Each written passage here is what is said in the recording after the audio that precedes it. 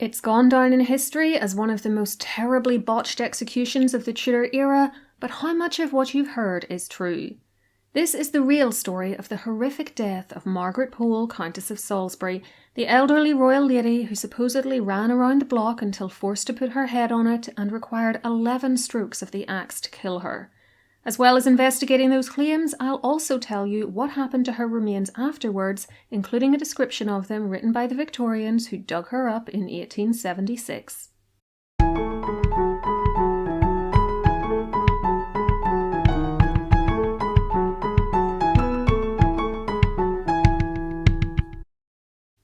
Margaret was the daughter of George, Duke of Clarence and Isabel Neville, making her the paternal niece of Edward IV and Richard III, and a first cousin of Elizabeth of York, wife of Henry VII. She was born in August 1473 at Farley Castle near Bath, and lost her mother when she was 3, when Isabel died shortly after the birth of her final child. The baby died too. Margaret's father George was forever plotting to usurp his big brother Edward's throne, and eventually his machinations caught up with him in February 1478 when he was executed at the Tower of London in a truly bizarre fashion. You'll have to watch my video all about it to learn more though, which I'll leave linked below for you, along with one about Duchess Isabel. Margaret and her only surviving sibling, Edward Earl of Warwick, were now orphans. But Edward, who had a very solid blood claim on the throne, spent most of his life locked up, first by his uncle Richard, then his cousin-in-law Henry VII, until he was eventually executed in 1499, having unwisely thrown in his lot with pretender to the throne Perkin Warbeck. By then, Margaret was married to Sir Richard Pole, a half-cousin of Henry VII's, whom she wed in 1487 when she was 14. They had 5 surviving children, including sons Henry, Reginald and Geoffrey, and Sir Richard died in 1504. As a cousin of the Queen Consort Elizabeth of York and a member of the Plantagenet royal family, Margaret was one of the highest-ranking ladies in England, even into the reign of Elizabeth's son Henry VIII. She was a member of the household of his wife Catherine of Aragon, and the king made her the Countess of Salisbury in her own right in 1512, and governess to his daughter Princess Mary, with whom Margaret became very close.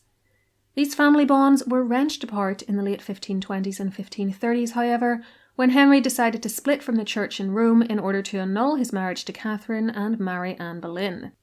Margaret was an ardent supporter of the discarded queen and princess. She even offered to continue to serve Mary at her own expense after the former princess's household was dissolved in 1533, and as a result, her once good relations with Henry sank like a stone, though there were also financial disagreements between them, and Margaret and her sons were suspected of involvement in plots against the king and his ministers.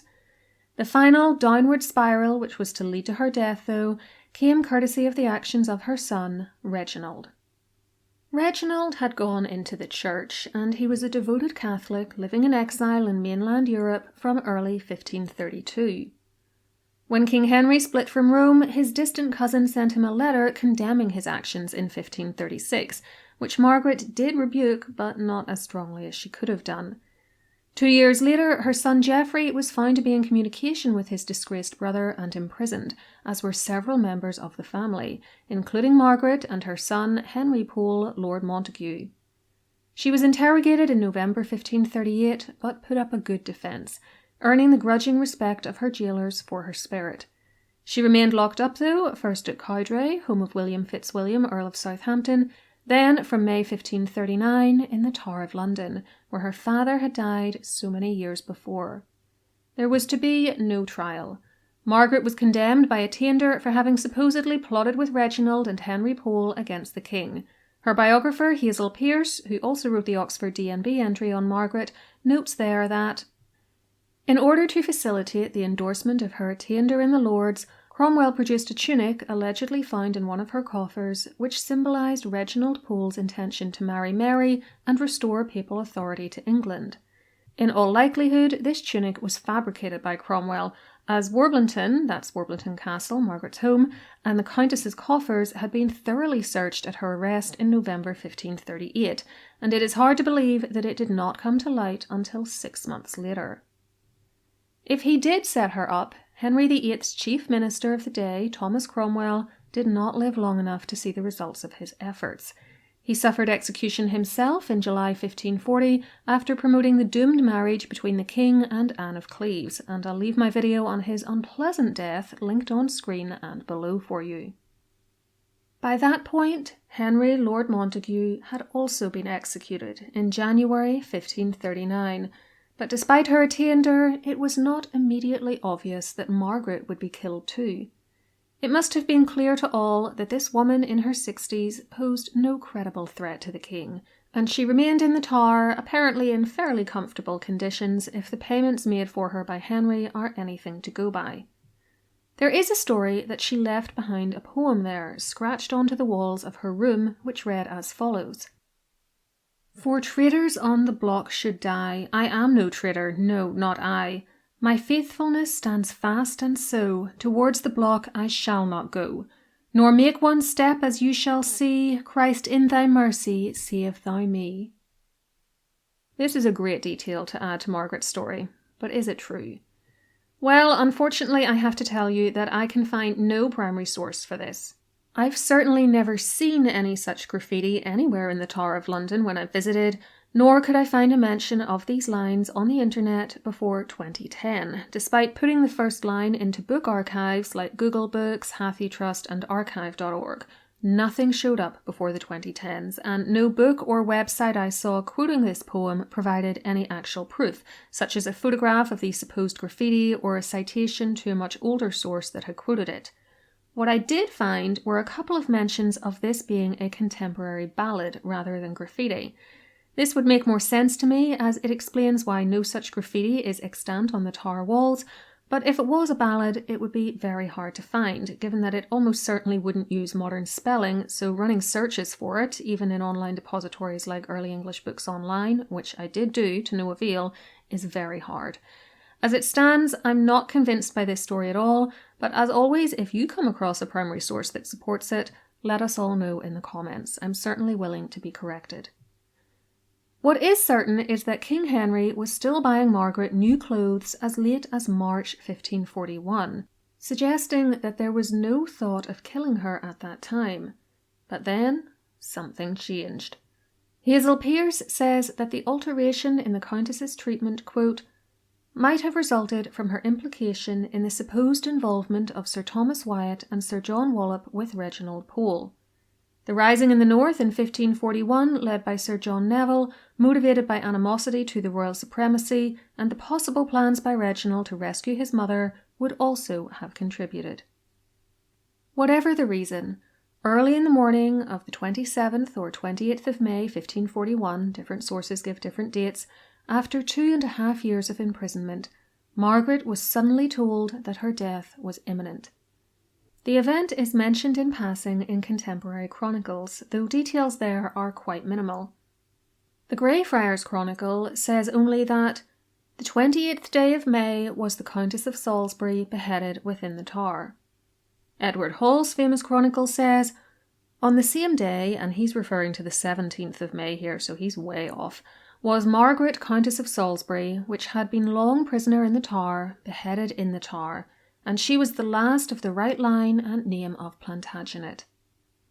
Risley's Chronicle has a little more, saying, this year, the 27th day of May, 1541, being Friday and the morrow after the Ascension Day, my Lady of Pole, Countess of Salisbury, and mother to the Lord Montague, late put to death for treason, was beheaded within the Tower of London upon the green called East Smithfield, for treason against the King's Majesty.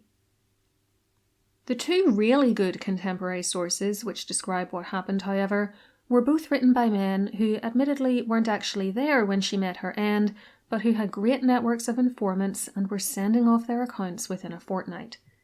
The first was Charles de Marillac, French ambassador to the Tudor court, who wrote a letter to his master Francis I on the 29th of May, in which he said that, to begin with, a case more worthy of compassion than of long letters, the Countess of Salisbury, mother of Cardinal Pole and the late Lord Montague, was yesterday morning, so he's saying 28th of May, about 7 o'clock, beheaded in a corner of the Tower, in presence of so few people that until evening the truth was still doubted.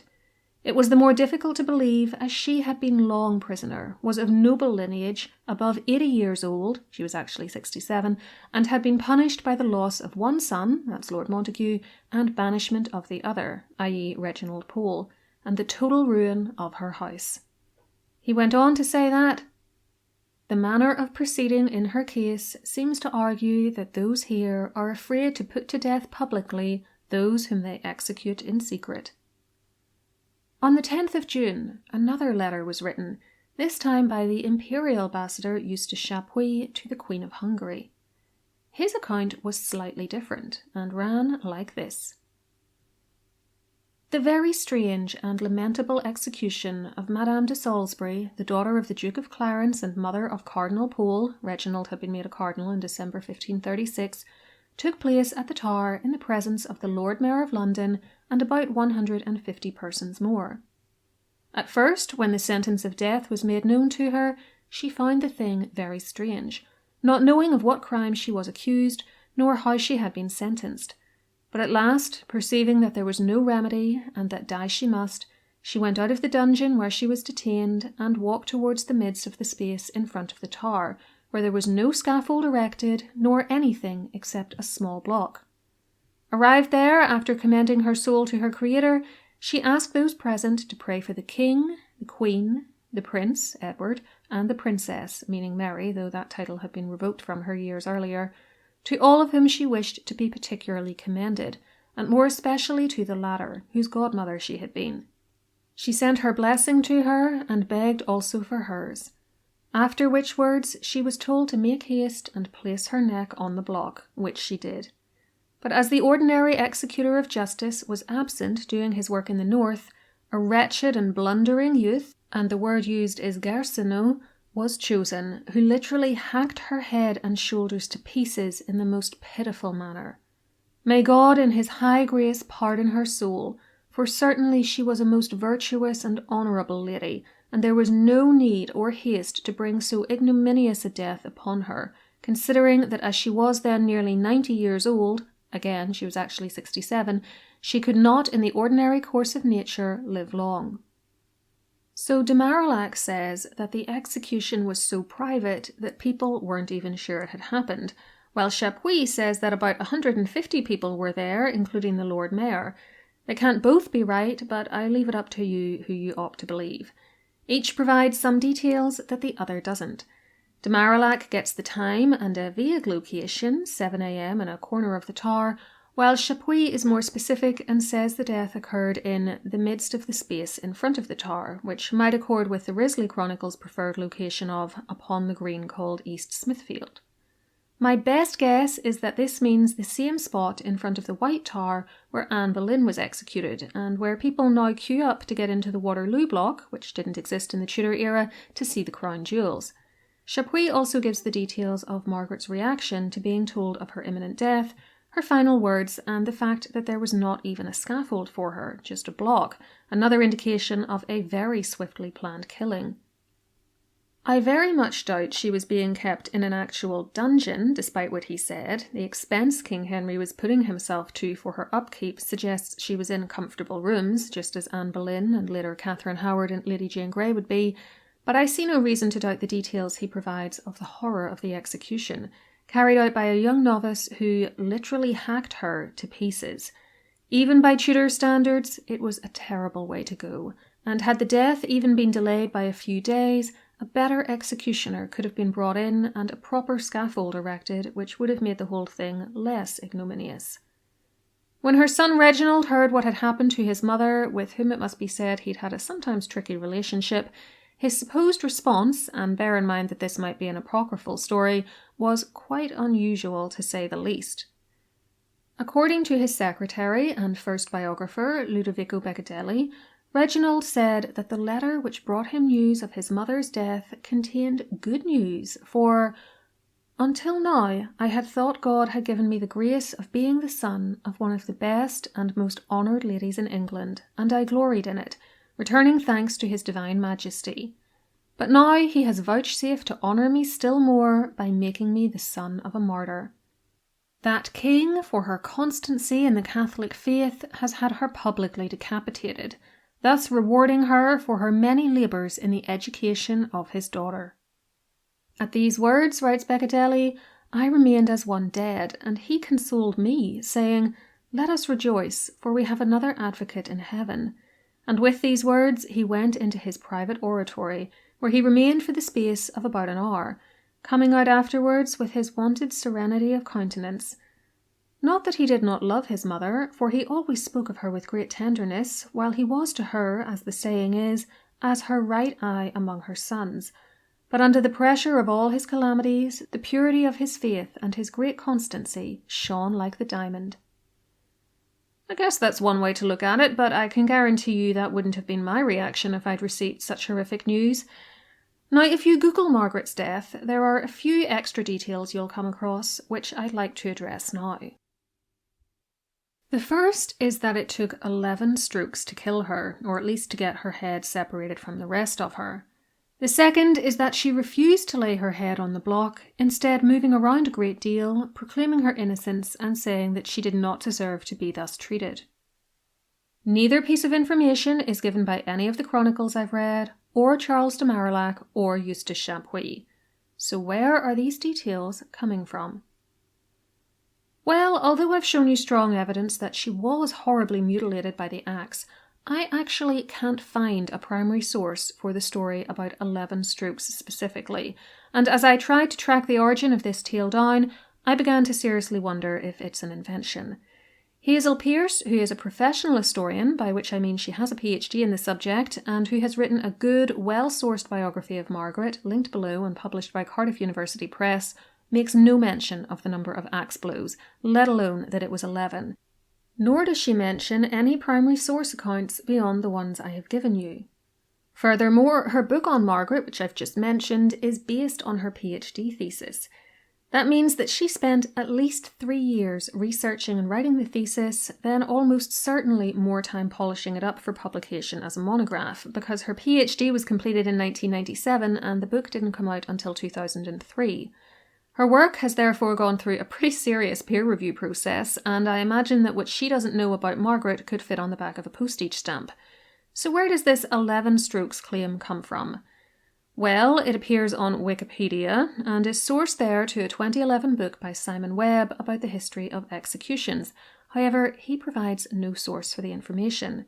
Likewise, Tracy Borman has written on the Historic Royal Palace's website that, according to one account, the axeman chased her around the block, hacking at her neck, and it took 11 blows to sever her head. Again, though, there's no source for us to check. Other secondary sources online, and I'm deliberately not naming them as a kindness, say that there are 2 contemporary accounts of her death which both mention 11 blows, but as you've seen, that's simply untrue. There are at least 5 sources which discuss her death for a start, and none of them has this detail. As a result of this lack of sourcing, I am deeply sceptical of this claim. It doesn't even really make sense to me from a logic point of view. 11 strokes is an absurd number to get a head off. When Mary, Queen of Scots' executioner couldn't get her head detached after 2 blows, he stopped and sawed through the remaining bone and tissue to finish the job, while the stories about Thomas Cromwell's botched execution are likely exaggerated. So the 11 axe blows story appears to be a myth, possibly one created in just the last few decades, though if you can track down a primary source for it, again, please do share in the comments below. It's always possible I missed something.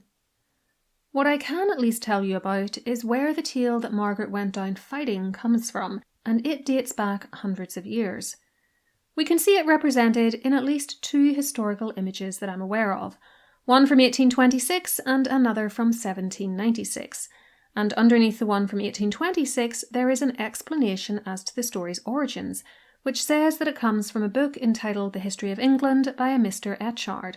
That's Lawrence Etchard, and we do indeed find this same little paragraph in his book published in 1718. He had cited a few well-known sources in his margin, but the one we're interested in is a 1649 book called The Life and Reign of King Henry VIII, written by Edward Lord Herbert of Cherbury, in which we find what I believe to be the original source of this story. It reads as follows, and you'll note if you compare this to Lawrence that the latter just plagiarised Cherbury, only bothering to alter the odd word or add in or remove a tiny piece of information.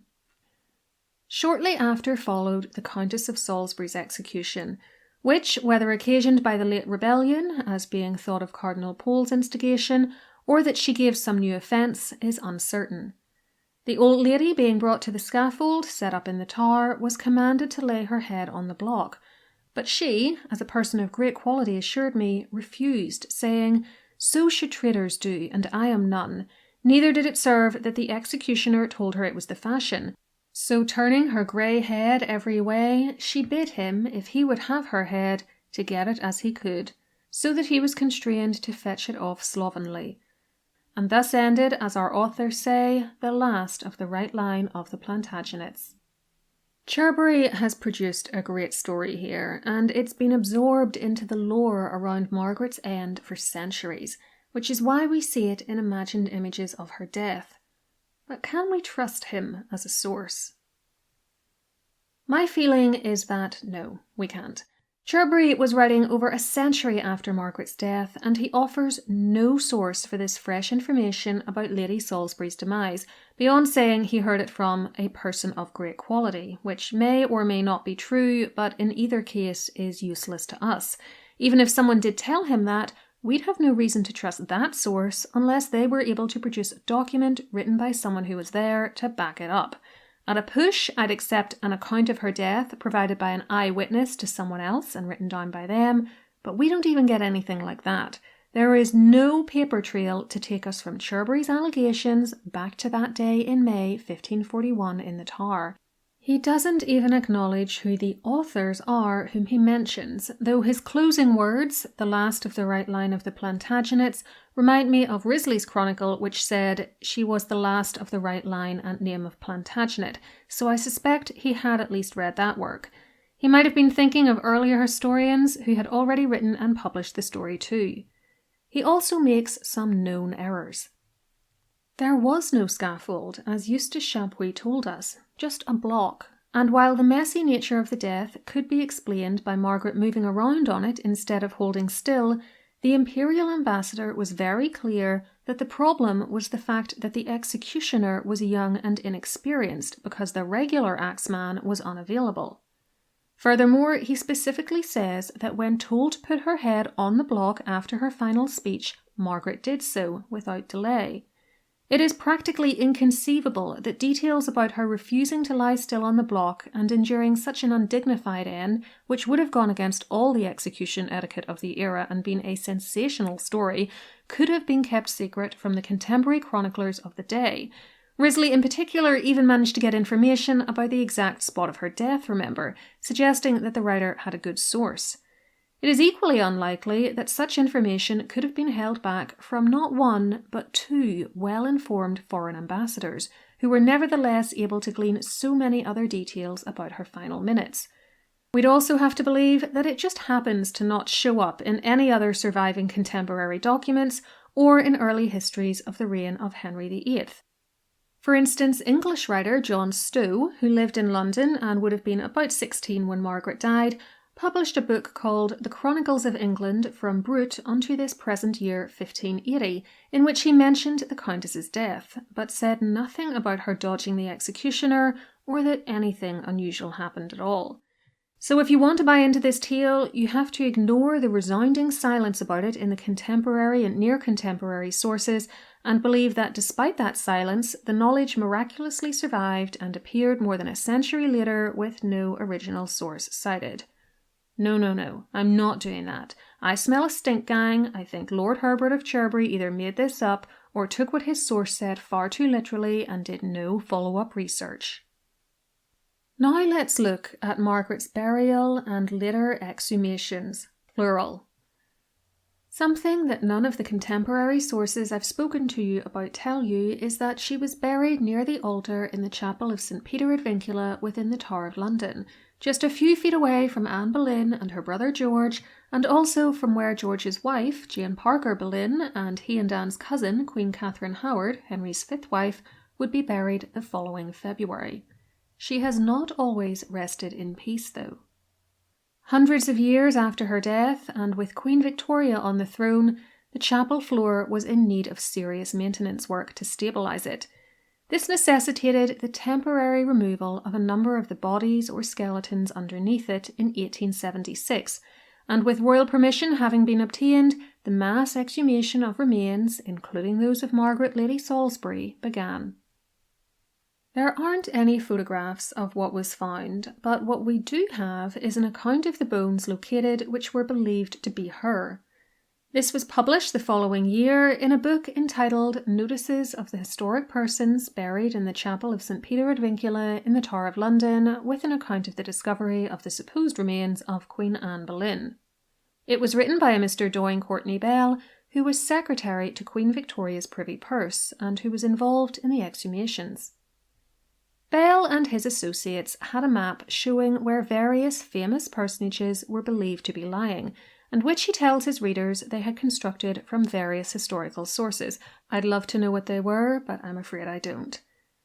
As they found several of the people they were looking for in the correct locations, this would seem to indicate the map's general reliability, though it wasn't infallible, as they couldn't locate Catherine Howard's remains. See my video all about her disappearing corpse for more on that, and for a counter-argument to the theory often put forward that the body of Henry's youngest queen must have been dissolved in lime. Even aside from not locating her, or George Boleyn for that matter, it was evident that many of the remains which were found had been dug up and moved around long before the Victorians got there, presumably in order to make way for new bodies to be put under the floor. Such was the case with Margaret's bones. Bell tells us that somewhat in a south-east direction and nearer to the wall of the chancel, gathered together in two distinct groups, were found the bones of two females. These were examined and carefully sorted. They appeared to belong to a person of about 30 to 40 years of age and to another who must have been considerably advanced in years. It is worthy of note that these latter remains were a little to the southeast of the younger female. These groups had been much disturbed, and many bones are missing. The younger female had been of rather delicate proportions. The elder had been tall and certainly of above average height. These remains are believed to be those of Lady Rochford and Margaret of Clarence, Countess of Salisbury, and, as was subsequently discovered, they had been removed somewhat to the east of their original resting places in order to make room for two unknown persons who had been buried close to the step of the chancel, probably about 100 years ago. Elsewhere in the book, he tells us that the bones believed to be those of Margaret were few in number, but are all of the same person, a tall, aged female. Later still, we get a detailed description of what remained, which was compiled by a Dr. Frederick J. Muat, who was an ex-professor of medicine. The description is dated 15th of November 1876 and reads as follows. The bones believed to be those of Margaret, Countess of Salisbury, are all those of a tall and aged female. Skull. Considerable portion of the frontal bone with the left orbit, petrous portion of the temporal bone, two small fragments of the side of the skull. The upper portion of the sternum, breastbone, tolerably perfect. 6 fragments of ribs. The sacrum, tolerably complete. 2 portions of the pelvis. Portions of the radius of both arms in good preservation. Portions of both clavicles. 1 dorsal and 3 lumbar vertebrae. 2 fibula, nearly complete. 1 finger bone. A portion of the humerus. Most of these bones in tolerable condition, but some eroded by lime. It was not considered necessary to make any further detailed examination of the other remains. This, then, was all that was left of Margaret, and as she was the only elderly, decapitated woman buried near the altar, I tend to think that these remains were hers, as there were no other females close to her age with whom she could have been confused. As for the rest of her, possibly she had decomposed, and possibly some of her bones were stolen as souvenirs by those who disinterred her previously. You'd be surprised how often that happened. It doesn't surprise me that her skull was in such poor condition, though, when you consider how badly she was hacked up in the process of killing her. She was reburied under the floor, and her name appears on a Victorian marker placed there and on a plaque on the wall near to the main exit. To hear more about this mass exhumation, check out my video on digging up Anne Boleyn, which I'll leave linked below for you. There is one final little coda to Margaret's story. In the year 1886, 345 years after her death and a decade after Bell and Co. had examined her bones, Margaret was beatified by Pope Leo XIII in recognition of having died for her faith. Now, I'm not sure that that's really why Henry had her killed, despite what her son Reginald claimed. Rather, I think he just did it out of spite because he couldn't get at Reginald, who was in fact the main focus of his ire. But the Blessed Margaret Pole, as she can now be called, certainly deserves recognition for the death she suffered, so I'll not argue it. That brings us to the end of today's video. If you enjoyed it, please give it a thumbs up to let YouTube know you approve and help to get my work in front of other interested people. And subscribe to the channel if you haven't already with the notification bell switched on so that you get a little ding when I upload. If you're already subscribed, it's sometimes worth checking too that your notifications are still switched on, as they sometimes get deactivated, possibly due to device updates on your phone, etc. You can get more from me by becoming a YouTube channel member by hitting the join button, or by heading over to patreon.com/historycalling to become one of my patrons, for whom I provide bonus material like early access to ad-free videos and extra podcasts. That's linked below for you, as is my book, Find Your Irish Ancestors Online, which you can purchase from Amazon, and my website, historycallingofficial.com, where you can get 2 complimentary downloads by joining my free mailing list. Last but not least, thank you to all those who support the channel using the super thanks button under videos, as this is very much appreciated. Let me know in the comments below if you think Margaret ran around the block and/or needed 11 strokes of the axe to take her head off.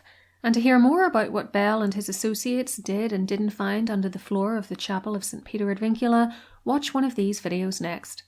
Whatever you choose, please enjoy, and until next time, keep learning.